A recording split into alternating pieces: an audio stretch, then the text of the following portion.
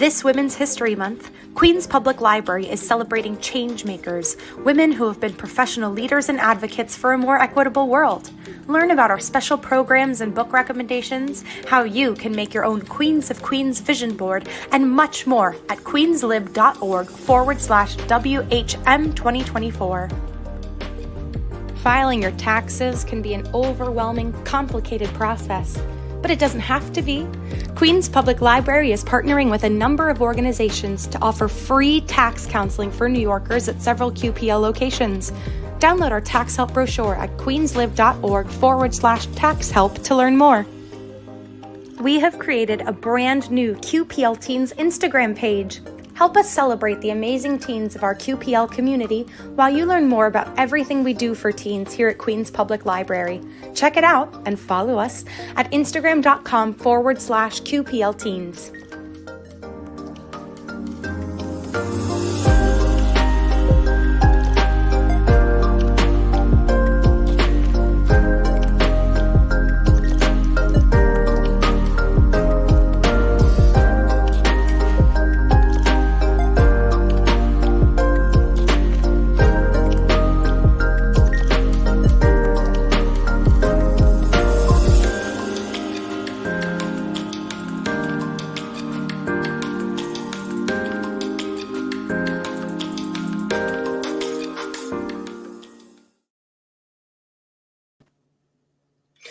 Good evening, everyone. This is Heidi Gelliver, and welcome to Culture Connection.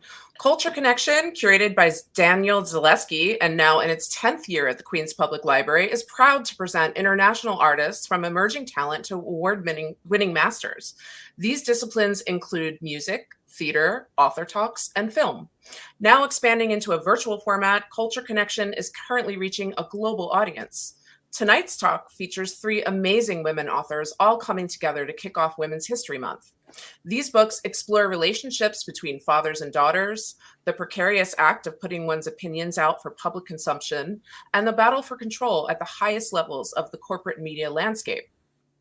First, I would love to introduce Rachel Abrams, who is a Pulitzer and Emmy award-winning journalist for the New York Times and co-author of her best-selling book with James B. Stewart, Unscripted: The Epic Battle for a Media Empire and the Redstone Family Legacy, now available for purchase and also at the Queens Public Library.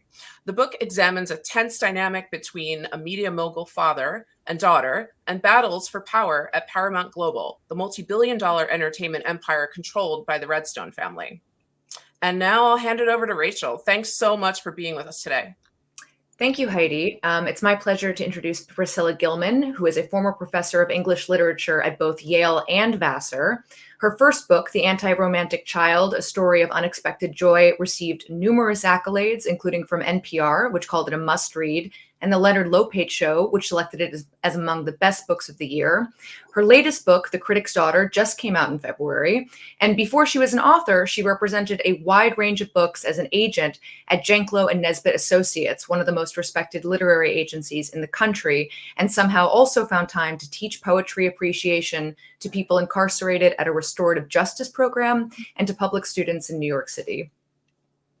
Thank you so much, Rachel. I am here to introduce Roxane Gay, one of the most acclaimed and I would say, as both the daughter of an agent and a former agent, virtuosic writers of our time. It's truly astonishing that Roxane has published a memoir, the New York Times bestselling Hunger, a novel, the NAACP Image Award nominee, An Untamed State, 2 short story collections, an essay collection, Bad Feminist, which was also a New York Times bestseller, and Opinions, which is her newest book. She's a contributing opinion writer for the New York Times. She is also the author of World of Wakanda for Marvel, and she currently holds the Gloria Steinem Endowed Chair in Media, Culture, and Feminist Studies at Rutgers University. So Opinions is the subject that we're going to be talking about tonight. And I wanted to give a little introduction to Roxane's collection and then ask you a question, Roxane, about it. The subtitle of Opinions: A Decade of Arguments, Criticism, and Minding Other People's Business. So we know from the start there's going to be a lot of humor in here. And I laughed so hard reading this book. One of the things I love the most about it is how you're definitely a high-low girl like me, because yes, I did teach at Yale, but I have watched The Bachelor since the first season with Alex Michelle. We share a love for the Bachelor franchise, and there is an essay about The Bachelor in this book. I loved your piece, Why the Beach is a Bummer. I agree. I do not like the beach. The book has straightforward political op-eds. It contains essays that work as we might call sort of clarion calls for social justice, racial justice, political change. It has wonderful essays about the Me Too movement, about men behaving badly in the entertainment industry and the business world. And that's something we can all talk about later, because I was in a documentary about one of those men that you write about. You write about the Fast and the Furious juggernaut, which I've never seen, and I really need to now, having read your wonderful piece about it. There are theater reviews, there are book reviews in this collection, there are even a few profiles.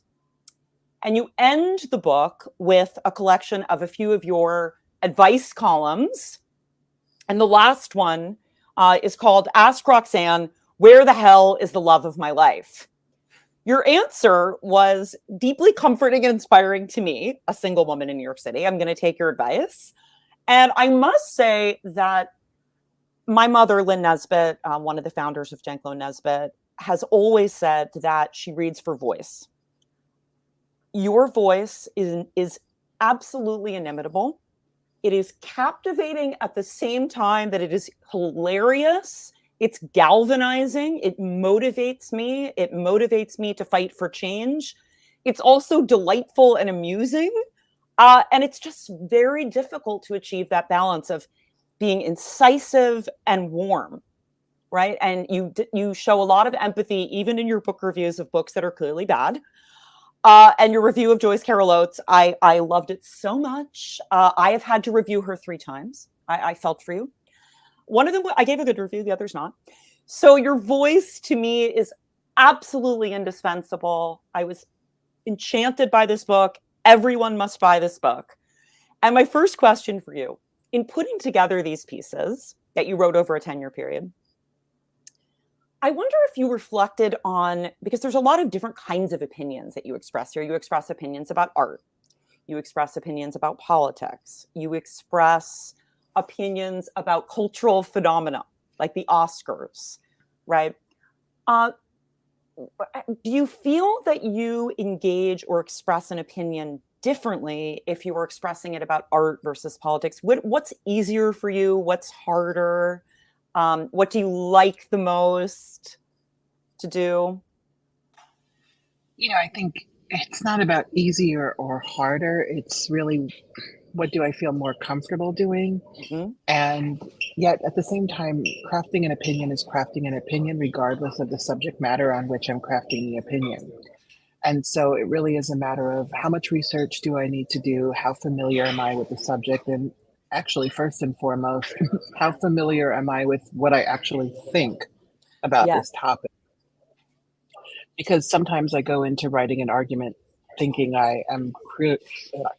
thinking I'm very clear on what it is that I believe and what I want to say. And then I go and do some research and I think further and I realize it's not as simple as I originally thought. And so the challenge is oftentimes being prepared for those unexpected shifts as I start to craft an opinion, and allowing myself the freedom to not be as wedded to an original idea as I might normally be. Because when I do that, I find that it becomes really, the writing becomes a bit calcified because I haven't given myself any room to grow or to learn. Yeah. And so really I try as much as possible to maintain that room. But my process is pretty much the same, whether I'm writing about The Bachelor or I'm writing about Roe v. Wade being overturned, because I hold these things. I do recognize that there's far more at stake with reproductive freedom, but I actually respect all aspects of culture, and I try to bring that level of respect to everything that I write. I love what you say about allowing your thought and your feelings to evolve as you write, not coming to it with your opinion, as you said, calcified or completely clear or firm, but using that writing process as a way of clarifying and also adding nuance. Because I think one of the things that your opinion writing does so well is that it demonstrates it feels capacious, it feels subtle, it feels nuanced, and it never reads like it's didactic or it's trying to slam the reader over the head with your idea. It's offering your opinion. It's expressing it with a lot of moral passion, a lot of humor. And even when you write about The Bachelor, you write about it in terms of fairy tales and romantic tropes. I mean, I was a Jane Austen expert when I was an academic, and I saw a lot, right? So I watch it for that as much as I watch it. But I love Joey. I'm curious what you think of Joey, the current Bachelor. But, and Rachel, this brings me to a question I think that works for all of us. You and I talked a little bit about how, as a reporter, you're not really supposed to be injecting your opinion, right, into your piece. And so I'm curious if you could say a little bit about that.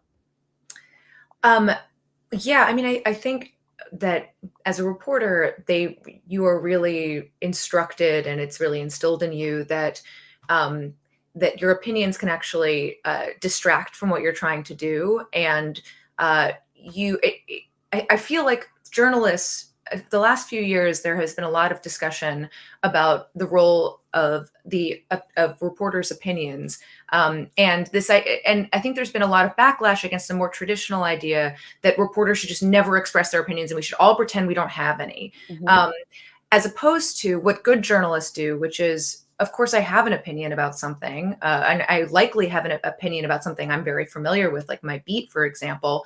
But what good journalists do is we put our opinions aside and we follow the facts where they lead, and we try to cover things as unbiased, in an unbiased way as possible, which means always wondering, am I missing something? Is there a hole in my evidence? Is there a hole in my reporting? Is there anything that I maybe am assuming that I shouldn't be assuming? You're always trying to, I think if you're doing your job, you're always mindful of what your own biases might be, because you should be aware of what your own opinions are, and trying to make sure that they are not in any way leading you astray. And I think good journalists always are looking for ways that they might have made mistakes. But I think that that's very different than publicly expressing our opinions, which I think can sometimes give the impression we don't want to give anybody the impression of bias, right? We don't want to, and so I think that there's a little bit of a tension over how much some reporters think it's appropriate to even express what their opinions are. Because I think there's one school of thought now that I should be able to express my opinion. And if you trust my work, you trust that I'm putting that aside and giving you a fair and accurate story. Right. Right. And you'll see that on Twitter, where people will have their work Twitter handle or threads, and then they'll have their personal, and they say, this is not the opinion of my employer, or something like that, making that differentiation, making that distinction.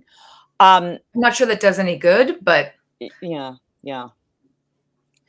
What gave both of you the confidence to share your opinions? I mean, Roxanne, another thing that when I was going over your whole career and reading, I had read most of it, but reading all of it, I'm a memoirist. You've written memoir. A lot of your pieces are personal.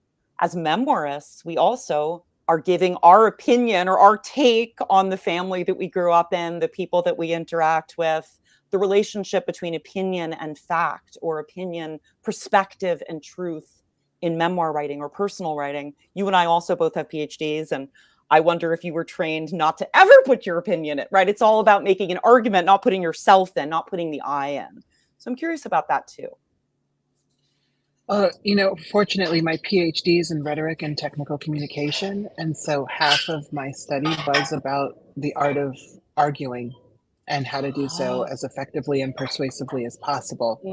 And so a lot of times people ask me, how did you make me feel this way? And it's magical. And it's actually not magical. I just have a lot of training because I went to school for too long.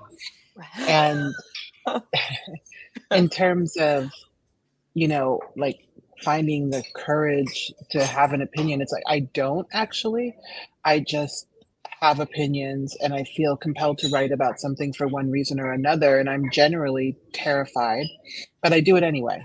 Yeah. And for whatever reason, I am able to tolerate the discomfort of anxiety and wondering what people are going to say and knowing I'm inevitably going to anger some pretty terrible people, because when you write about race, gender, sexuality, reproductive freedom, anything that challenges the status quo, you are inevitably going to engender a lot of responses, and many of them are going to be uncharitable and offered in terrible faith.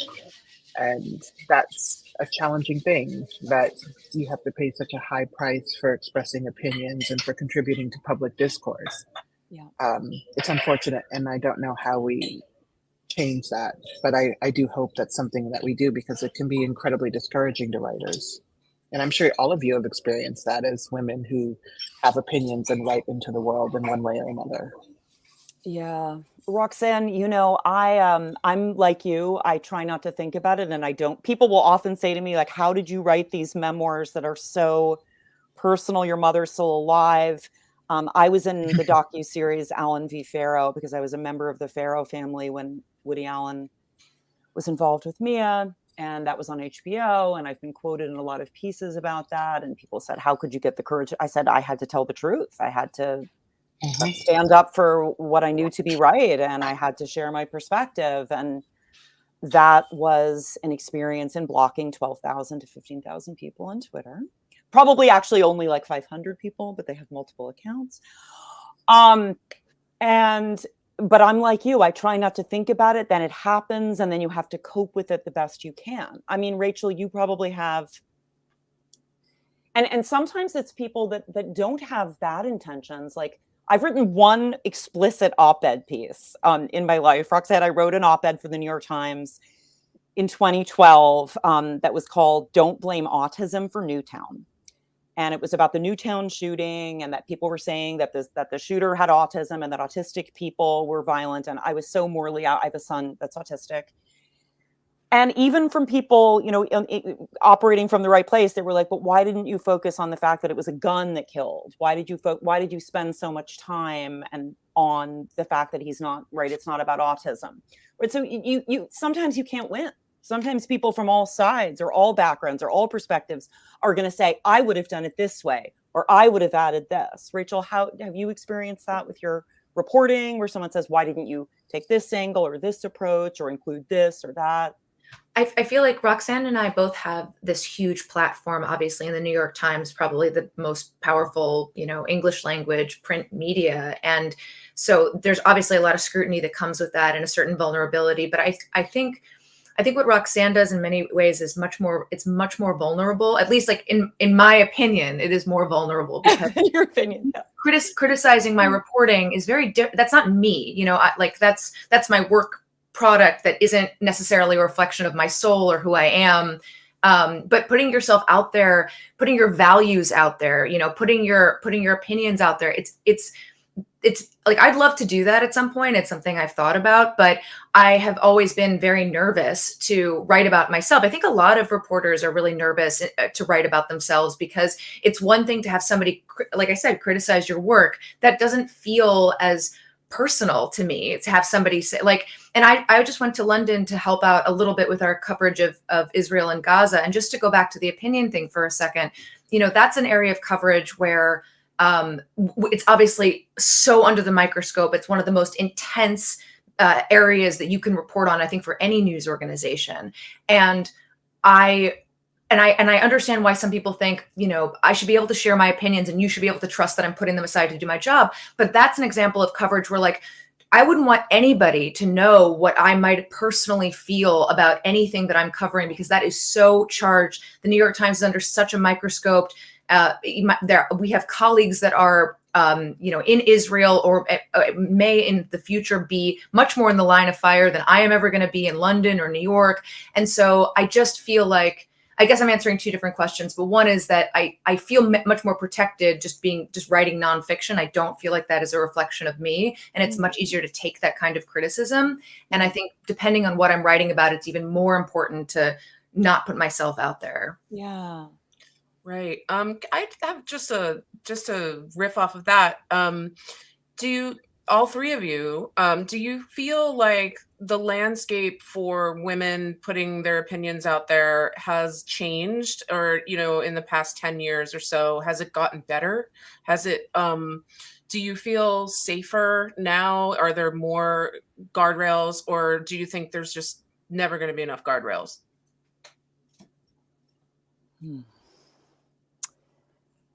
I don't know. I don't think it's gotten much better. I mean, I would say, and I have a question about this actually for Roxanne, but Alan v. Farrow came out when, 2022, 2021? That was post Me Too. I mean, it was and it was awful. I don't think there can ever be enough guardrails. And I think that it's very, very challenging. I think that having a conversation like this with the three of us, we are our best support system, and other women standing up for you on social media or on in your personal life, having people who remind you that you are not reducible to the caricatures and stereotypes and derogatory attacks that people make about you online. And I think that, everyone's a critic now. Everybody has an opinion. Everybody can express it anywhere. My memoirs, my father was a theater and a literature critic, and The Critic's Daughter, I write about how in his era, critics were gatekeepers, and there were few of them. And that was both a good thing and a bad thing. So it's great that it's fantastic that there's a wider range of critical voices, that people are emboldened to express their opinions, but there need to be guardrails to make sure that those opinions are well considered, that they are not coming across as just attacks, that they are well thought through, that they are fair, and that there is a respect for the other point of view, if the other point of view is tenable. And there was a moment in Roxanne's book that I circled and wrote like 3 hearts around, which was like, there's certain points of view that we shouldn't entertain. We shouldn't have a debate with these people, right, who are just racist. That's not a like, okay, I have this opinion, you have that. There's some things that are wrong, and we need to call that out and say it. Yeah, I would say that I don't even know that we need guardrails as much as we need the right to express our opinions without fearing for our lives. Yes. And without receiving death threats, which,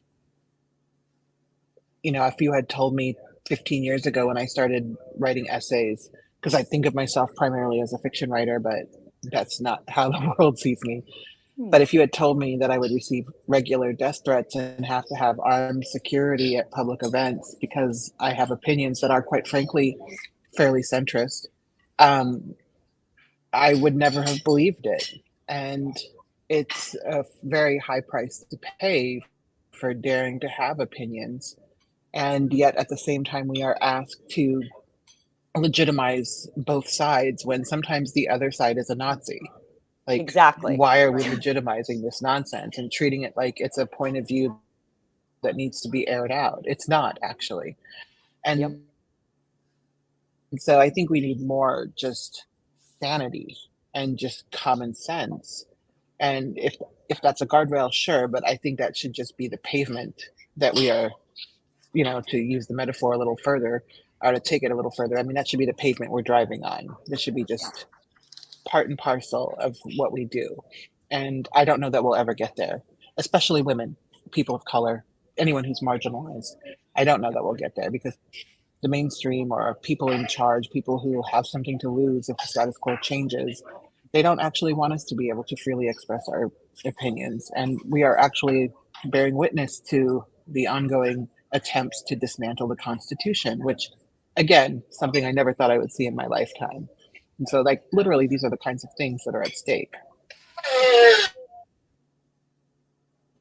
Exactly. I guess, Rachel, if you wanted to answer that as well. I on a slightly lighter note, the first thing I thought of was just women writing about relationships. Which when you asked me, has it gotten easier? Romantic relationships are important to almost everybody, right? Everybody wants to find love, and I was just, your question made me think about, I just recently reread Sex and the City. And I had forgotten that Candace Bushnell had written for the New York Observer, and I did not fully appreciate that how incredibly well written those columns were. And I had just assumed that it was a frothy beach read probably because there's been some ingrained sexism about how we all feel, or how we're taught to feel about women that write about relationships. I feel like, and Candace Bushnell has talked about this, like, you are not taken as seriously if you write about relationships, which are important, which are so fundamental to who we are as people. And what I was thinking was, like, do I think that women writing about relationships has been taken any more seriously? Like, do I think that women who write about relationships get considered to be literature more often? That's what I was pondering, and I'm not sure, but as somebody who would love to write about that one day, I'm not. Yeah, I don't know. That's what I was thinking. I was like, I think, again, I just think about this all the time. Like, one of the big questions I have is, like, if I write a book that involves romance, like, am I just going to get written off? Do I have to write 5 nonfiction books first before I'm allowed to write something that is going to be considered frothy and silly? Rachel, that's so interesting. I want you to do it. Please do it.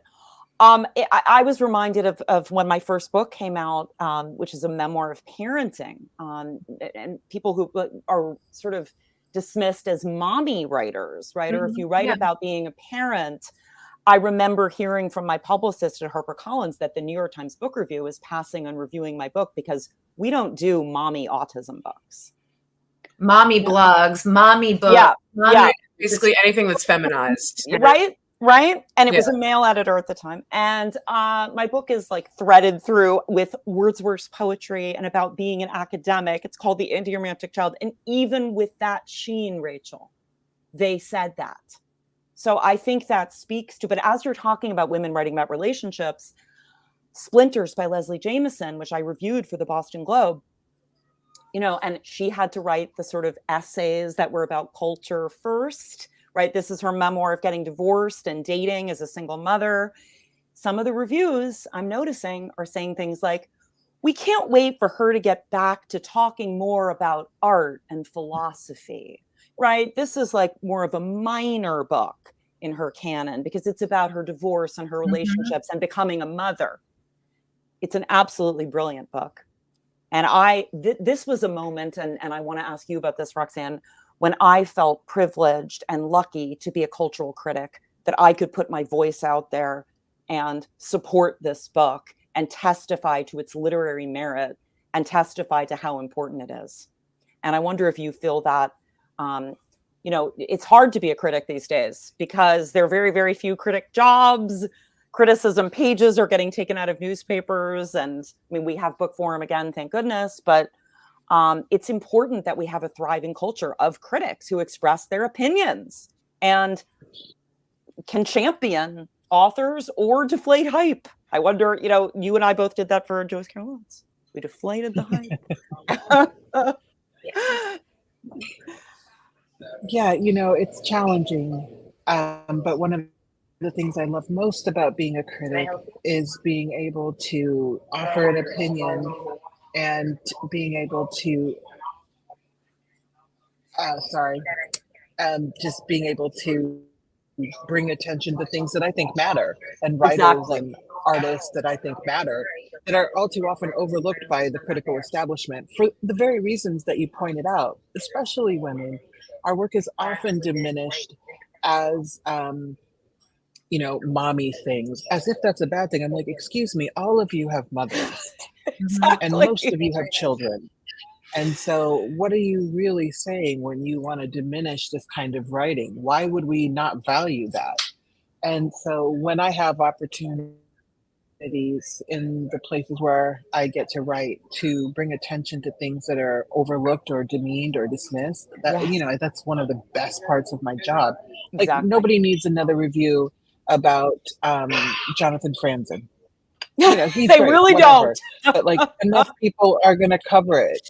Let's bring attention to things that might not get the attention and deserve the attention. And it's not even about adoration, because you can absolutely point out, like, these are the things that are working. these are the things that are not working. It's about respect. It's about respecting the Exactly. ideas enough to criticize them.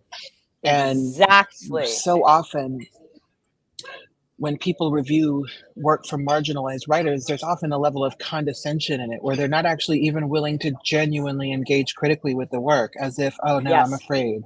And like, that's just cowardice. And so, yeah. Yeah. It's so, I so agree with everything you said. And you were reminding me of, just how important a very, very thoughtful, smart, nuanced, doesn't have to be just a rave like in a reductive way, but somebody taking your work seriously and engaging with it and championing what works about it. My mom was Toni Morrison's agent for her first 5 books. And I will never forget. I mean, I remember vividly when John Leonard in the New York Times gave Song of Solomon a review that put it in the company of all of these classics of great literature. And I remember Toni's reaction. I remember my mother's reaction. It transformed her life. And we need more people fighting for books and movies and whatever it is in culture. I don't know if we need people fighting for The Bachelor, but it is good. Fighting for great things and bringing their intelligence to bear on it and passionately engaging with it. I think it's so important. Yeah, and it just creates a richer culture of ideas. And Exactly. the more that we can appreciate the breadth of work, good, bad, and in between, I think the better. Not everything is great. Not everything is Not terrible. everything is great. Um, Exactly. And I just like being able to talk about the things that are not great, in addition to the things that are. I do too. I gave a pretty negative review to one of the best-selling books of last year, and I got an angry email from the publicist. And I said, sorry, it's part of the job, right? I told the truth as I saw it. Well, Joyce Carol Oates is still mad at me. She blocked me on Twitter after my review. Which, well, Roxanne, oh yeah, Roxanne. and she went on a radio show and complained about it. And she's very upset about the review. And I'm like, I stand by it. Like, I would write the same review today. The book was terrible. I stand by it too. I second it. And you know what? My father was on the Dick Cavett show in 1979. Dick Cavett asked my father, who's the most overrated writer in America? And he said, John Irving and Joyce Carol Oates. Oh, wow. Oof. Yeah. So that's spicy. He was not afraid of sharing his opinions, Roxanne. No. I love that. Yeah, it definitely takes a lot of courage, I think, to put your opinion out there like that. And I'm sure that you've all experienced a lot of different types of backlash. But it's a privilege to be able to express it, right? And I wonder just, what kinds of hurdles that you've had to jump over in order to, be able to have that privilege to express your opinion, like just in general.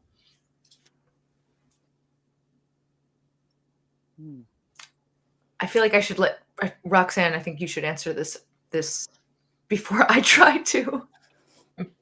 Oh, I've actually been very lucky. I've been very, very lucky. I'm sure there have been hurdles, but I guess I wasn't deterred by them.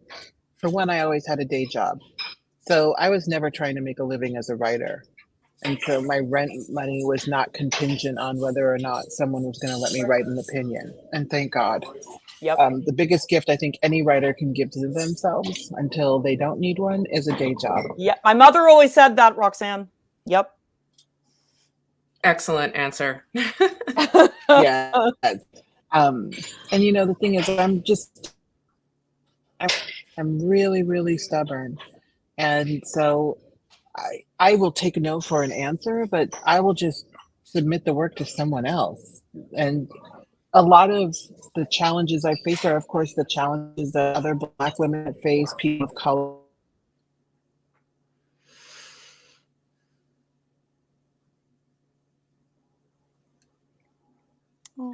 There's a little bit of freezing going on, probably because of the Wi-Fi, but maybe if you can just repeat the last thing that you said.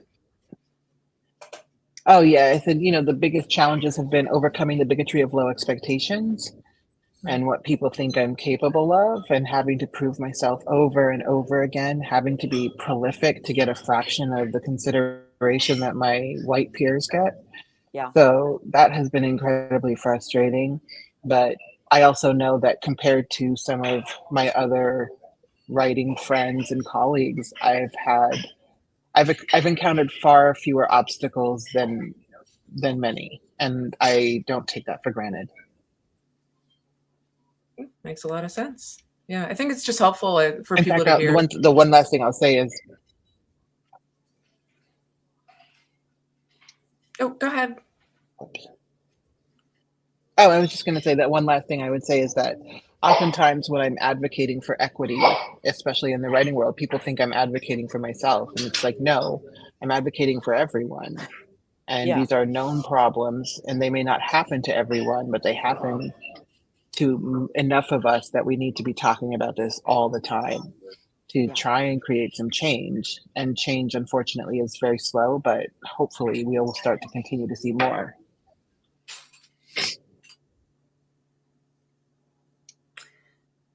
I'll answer this slightly differently because obviously I don't write opinions journalism, but I do, just to answer it a little more broadly in terms of like trying things to overcome what I feel like I'm trying to overcome in order to be successful as a journalist and as a writer. I've been thinking a lot recently about confidence, and not just having confidence in my work, but I feel increasingly like I see people, other reporters, who walk around as though they deserve to get beats and assignments and the front page and attention, and a lot of times they're men, but not always. Sometimes they're women too. And I have thought a lot more in recent years about like, how much more would I be able to get for myself if I moved through the world as if I deserved it? And how much would that affect my career? And I'm sure, there's a lot mixed up with that. Of course, there's obviously, like, I do have a lot of privilege to do what I'm doing and to have gotten where I am. But they always say confidence is key, right? With everything, whether it's dating or whether it's your career. And I feel like I'm trying to think a little bit more about how I might carry myself in order to get what I want. Interesting. Yeah. Rachel, I'm waiting for that dating and relationship book from you. It's going to happen. I'm here to embolden you. I'm here to give you confidence that you can do it. I think that's a great point that both of you have made. I mean, my mother tells every single writer that walks through her door, you must have a day job until you're one of like the teeny percentage that can't. But if you want to do your best work, you can't write for the market. Mm-hmm. Right? In other words, it isn't just about like, I have to churn out these pieces in order to pay my rent. It's also like, do your work for the work's sake, not to pay rent. Then you're going to actually write from your heart, your soul, what you actually believe, not trying to placate or impress anyone else, right? You do it for you. And I always tell my students that you have to do it for you. But the other thing, as a memoirist, and I'm curious to hear your thoughts on this, Roxanne, and also you said you thought of yourself as a fiction writer, and that's how I came to you, reading your fiction. Interestingly, as a memoirist, people often ask, I will often be asked, how did you get the courage to write about, all these very painful things, your divorce, your parents' divorce, your children's diagnoses with various kinds of things. And I always say that I really do, and I'm sure that this is true for both of you, just shut out what people are going to say. You just can't think about it. You can't write for how an audience is going to react. And I think that applies to this day job question as well, right? You can't write in order to earn a certain amount of money or to get a certain kind of reaction or avoid a certain kind of reaction. You have to write what you need to write. There has to be urgency behind it. And you can't be trying to, so I only show it to people at the very last stage when like the lawyer from the publisher is calling me and saying, you have to send it to your mother. Would your mother sue you? At a certain point, you do have to show it to other people, but it's that courage of like getting in touch with that still small voice inside you and expressing it, not thinking about how people are going to receive it. Yeah, for sure. I always just tell myself no one's going to read anything I write every time I do too. piece. And to this day, I'm just like, girl, you don't have to worry. Literally, no one's going to read it. And, it used to be easier to believe that, but I am still able to lie to myself. So I don't think of an audience. And in general, I'm writing for myself, and not in a vain way, but rather I'm writing the kinds of work that I would like to see in the world, and writing about the things that interest me. And fortunately enough, slowly but surely over the years, I've been able to build an audience for that. And hopefully I can sustain it. We'll see. Amazing. That all just makes so much sense. I mean, you have to just do your work for you. And, it shouldn't really be any other way, right?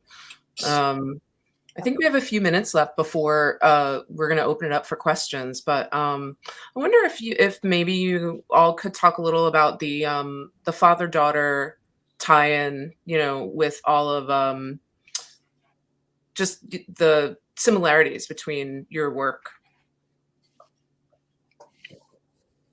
Roxanne's piece about the paucity of good gifts for Father's Day has got to be one of my favorite pieces of all time. My dad was like, just get me the Glenlivet. I was like, Dad, I don't want to just get you the Glenlivet. We need more. Yeah, it's fascinating. I mean, in my book is about being the child of a critic. My father is a critic who his professional life is expressing his opinion about theater and literature and teaching it. So my book, I reflect on what it means to be a critic in the world and being his child, going into the world and knowing that there were a lot of people who hated him because he had given them bad reviews. And I write about teaching an aerobics class when I was in my 20s, and Wendy Wasserstein was in the class, and he had been her professor at the Yale School of Drama and given her plays bad reviews. And I was so nervous that that was going to taint my relationship with her.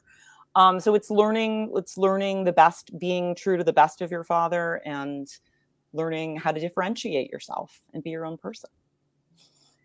Isn't the father-daughter relationship really underexplored in literature compared to like father-son and mother-daughter? Rachel, I think so. Yes. My opinion is that you're correct, Rachel. Yeah, it's interesting. In general, father-daughter relationships are portrayed in a pretty singular way of daddy's little girl, daddy's little princess, and like what do you have, like what kind of story are you allowed to tell when you're not daddy's little princess? I actually get along great with my father, but I was never really a princess. And so it has been interesting thinking about the ways in which I write our relationship into the world, which I actually don't do a lot because my parents are very private people, and I respect that. There's nothing I need to unburden myself of so much that I would transgress our boundaries. And they're both of my parents are my biggest fans, and my dad in particular loves to rearrange bookstores and do some extra merchandising. And if you sit next to him on an airplane, God forbid, I'm sorry in advance. But he means well. But I do think it's interesting to bring a different kind of writing about fathers and daughters to the forefront, because it's a very unique relationship when you're lucky enough to have maybe not a perfect relationship, but an interesting and a good relationship with your father. Yes. Because I guess if there was another primary trope, it's of the terrible father. And I firmly believe those stories need to be told. But and they are told, though. Hopefully more people will feel encouraged to tell those stories as they feel so inclined. But yeah, it's something that interests me quite a lot, even though I don't write about it as much as I write about other things. As someone who just wrote a whole book about a terrible father. But not your father. No, not my father. Sumner Redstone, a different person's father. I can tell you it was very interesting. And also, probably the most interesting thing about that was that despite everything that that man did to his daughter, she still yearned for his love, which really tells you something about how nuanced and complicated relationships are, family relationships. Yeah. Yeah, there's a very tumultuous relationship in your book between Shari Redstone and her father, and battles, all kinds of battles. So I wonder if maybe you want to expand on that a little. Well, I mean, like it's funny because Sumner Redstone was extremely abusive, and he also was somebody who couldn't even let his kid win if it meant he lost. So like they couldn't even play tennis if it meant that she would beat him. And I think a lot of parents would be really excited if their child exceeds them at something, especially something that they were proud of. But that was not the case with him. And despite it, because of his fraught relationship with his family, he was able to. There were other sort of grifters that were able to come into his life and take advantage of him and isolate him. I joke that our book is kind of a mix of Weekend at Bernie's meets King Lear, but in all seriousness, there were a lot of elements of elder abuse and in the end, Shari Redstone, the daughter who had been pushed out, just really wants to get back at her father's life and help him. And this is going to sound really cliche, but Jim Stewart, my co-author, and I, we really came away from this whole experience feeling like this so underscores that at the end of your life, when you are the most vulnerable. Sumner Redstone was in his 90s when he passed away, and he was very frail. And like I mentioned, that he was vulnerable to bad outside influences. It really hit home that no matter how much money you have at the end of your life, it's about who is surrounding you and the relationships you've built and who is going to take care of you. And it also hit home, in some respects, Sumner Redstone as a billionaire was, of course, a target for people to take advantage of him, obviously. But also, Jim and I both thought, my God, if somebody who has all the means in the world to have guardrails around him so that the grifters and the users don't get in, if somebody like that can't protect himself, then it's really a lesson to all of us of how paramount those relationships are. That's very moving, Rachel. Yeah, 100%. Roxanne, I have to say, I want to sit next to your father on a plane. Like everything that I've read about him, he's my kind of guy. And I want to go to a sports game with him too. He's great. My dad raised me on sports. Loved it. I think there are a few questions that have popped up in the chat. So I'm going to just throw a couple of them at you while we still have a little bit of time for it.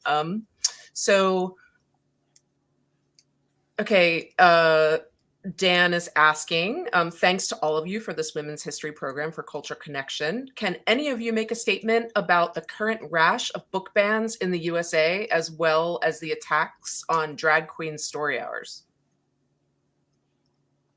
And he says, thank you.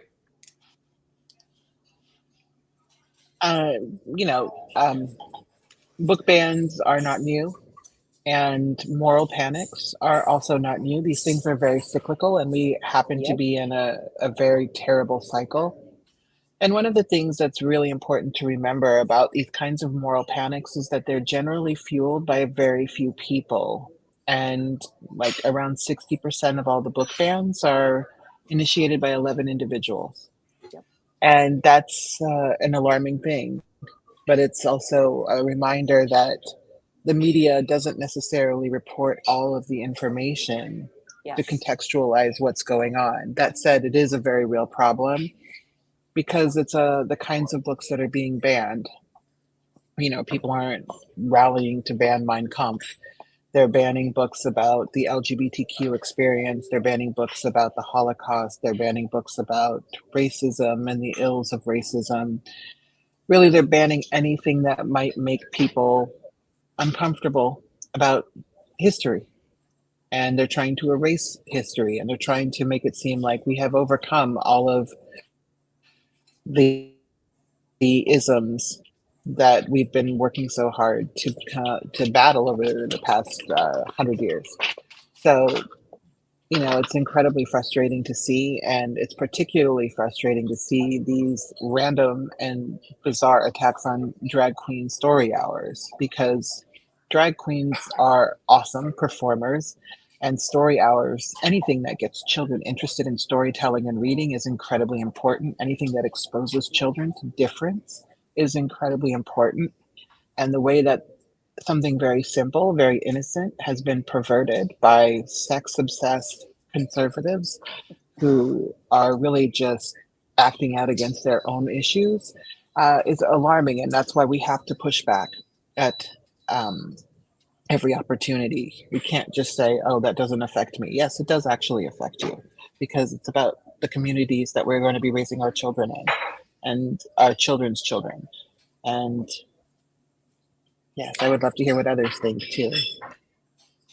Roxanne, I couldn't agree more. When you said book bans are not new and moral panics are not new, my father was actually the president of PEN America in the early 1980s and organized a big event that was about book banning, that many writers, Toni Morrison actually was at this event, and John Irving, overrated but useful, to bring attention to the pernicious nature of book banning.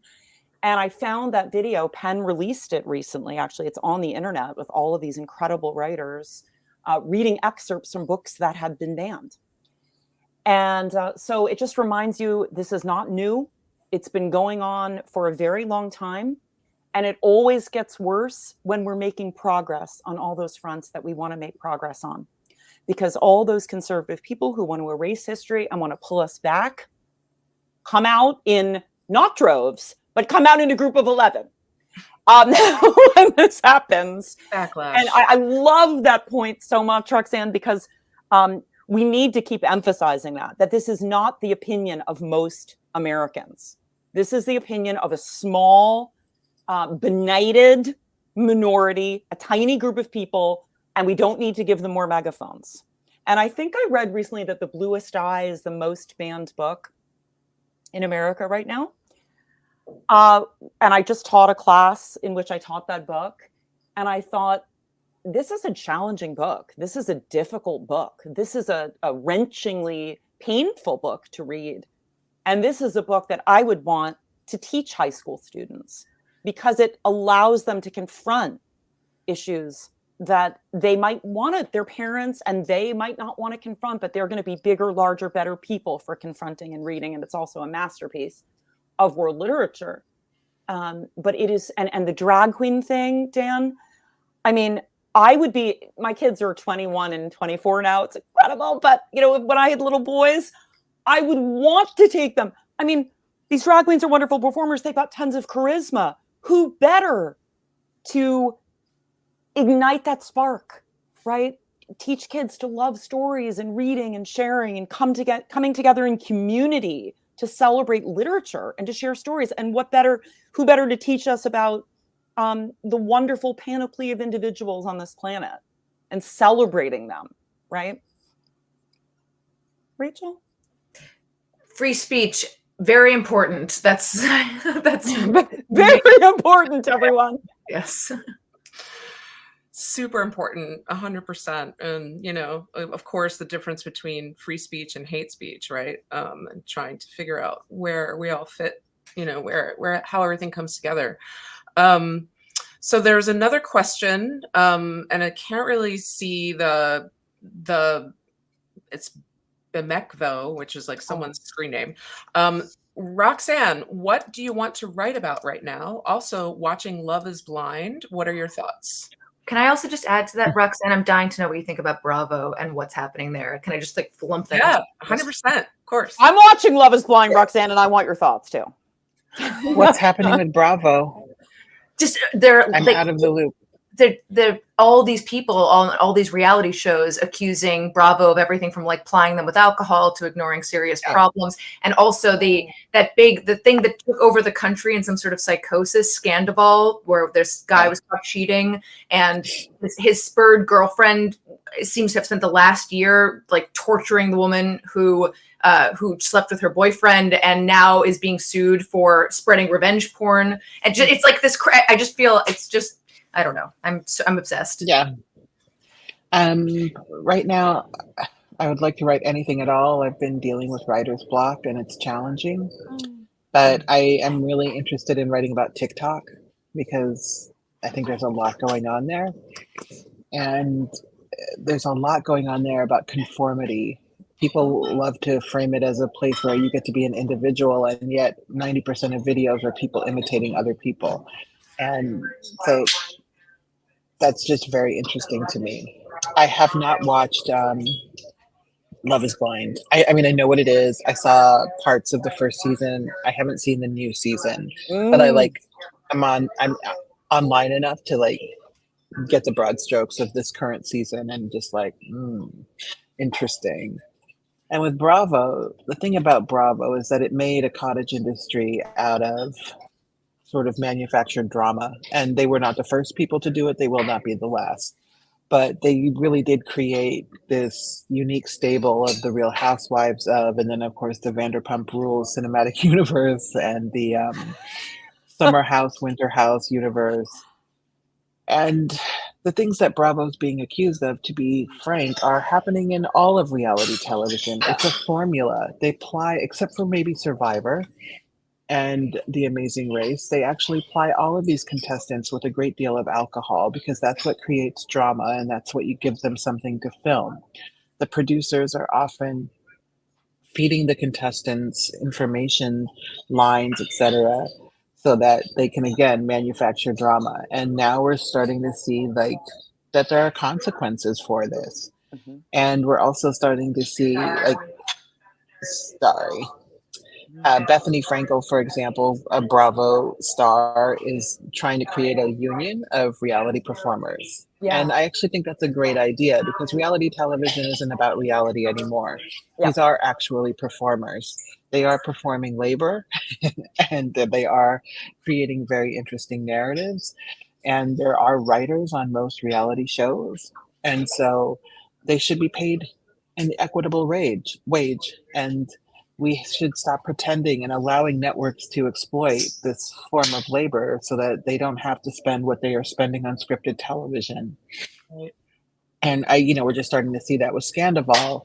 I think it was something that finally was interesting after several years of boringness in the Vanderpump universe. And, Ariana was with Tom Sandoval for so long, and her, that their mutual friend betrayed the relationship. I hold Tom responsible for Tom's relationship and not the little girl. I think her name was Rachel, Raquel. And, I read about the lawsuit today, and I think it's very interesting. And I suspect that there's some merit to it. And I also think it's overblown because Raquel is a pathological liar. Now, so is Tom. And I'm sure that Ariana's not actually a saint either. She's scorned, but she's not a saint. So it'll be interesting to see how it pans out. But I do think in the next 5 years, Bravo in particular, and Andy Cohen, I think he's not going to last much longer in the Bravo universe, even though he basically created it. I think that they're going to give him a very nice exit package, but he's gotten too intertwined in the universe now. He's gotten too involved. He socializes with these people and, controls a lot of their professional fates. And it's going to just reach a breaking point. And I think we're pretty close. Wow. Interesting. Fascinated. Thank you for answering that question. We have about 1 minute left. So anything else that anyone wants to add? To the Love is Blind question, Amy and Johnny forever this season. That's what I'm going to say. And Olive is asking us a question. She's a high school junior, and she wants to know if we have any advice on expressing opinions in the age of social media when one is still forming views and staying open-minded, but wants to be accepted in online spaces. Great. Olive, hi. That's a great question. That is a Roxanne, great what's your question. best advice? Give us your best advice. Yeah, I think about what you mean by being accepted in online spaces. Do you mean being welcomed into spaces without being challenged for your opinions? Or do you mean being welcomed into spaces and being given space to have opinions and sometimes facing challenge, but not facing challenge that is malignant? It is unfortunate what social media has done, because I remember a lot of the opinions that I had between the ages of 16 and 30 And I'm really grateful that social media then wasn't what it is now, because now you see a lot of adults who are like dunking and making fun of younger people for having opinions that we know are probably not great, but they're just 17. Like, what are you doing messing around in a 17-year-old's backyard? And so you want to look for spaces where you can be welcomed and embraced and given the space to grow and to think. And just know that a lot of the judgment you face online is manufactured, and it's for people who are desperately seeking attention. And so also look for spaces that are not necessarily on social media, where you can start to test drive what you think and what you feel, and then be as willing to listen as you are to speak. Excellent advice. Rachel, did you want to add anything? Just Shit. If it goes on the internet, it lives there forever. Just remember that. so true. Wow. I mean, yeah, we've covered a lot of ground, but I mean, I'm sure we could, continue on forever and ever, but it is, 8:00. So I believe that we are supposed to end at some point. Anything else anyone wants to add? Otherwise, I just want to thank everyone. Yeah, thank you all so much. This is such a pleasure. Oh, thank you so much. Roxanne, I'm looking forward to your TikTok piece, and Rachel, your romance and dating book. Coming right up. Thank you for having me. I'll hold you to it. Thanks for having me. Bye-bye. Bye, everybody. Thanks for having everyone. Thanks for having us.